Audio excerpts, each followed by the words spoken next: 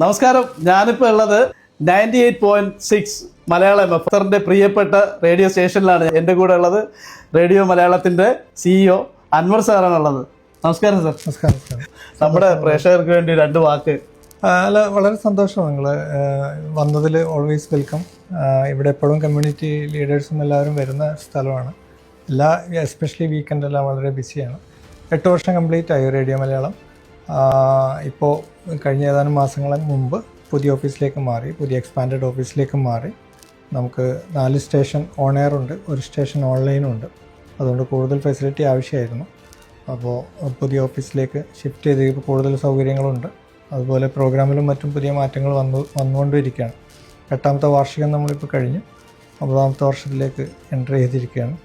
പുതിയ പരിപാടികളുമായിട്ട് റേഡിയോ മലയാളം ഉണ്ട്. നിങ്ങളെല്ലാവരും കൂടെ ഉണ്ടാവണം. പ്രത്യേകിച്ച് എല്ലാവരുടെയും സഹായവും സപ്പോർട്ടും നിർദ്ദേശങ്ങളും തിരുത്തലുകളൊക്കെ ആയിട്ട് എപ്പോഴും കൂടെ ഉണ്ടാവണം. ഒരിക്കൽ കൂടി ഓഫീസിലേക്ക് സന്ദർശിച്ചതിൽ നന്ദി. Always welcome any time. Okay. ഞങ്ങളും ഖത്തറിൽ നടക്കുന്ന പല പ്രോഗ്രാംസും അറിയുന്നതും റേഡിയോ മലയാളത്തിൽ കൂടെയാണ്. എൻ്റെയും പ്രിയപ്പെട്ട റേഡിയോ എപ്പോഴും കേൾക്കാറുള്ളതും റേഡിയോ മലയാളം തന്നെയാണ്.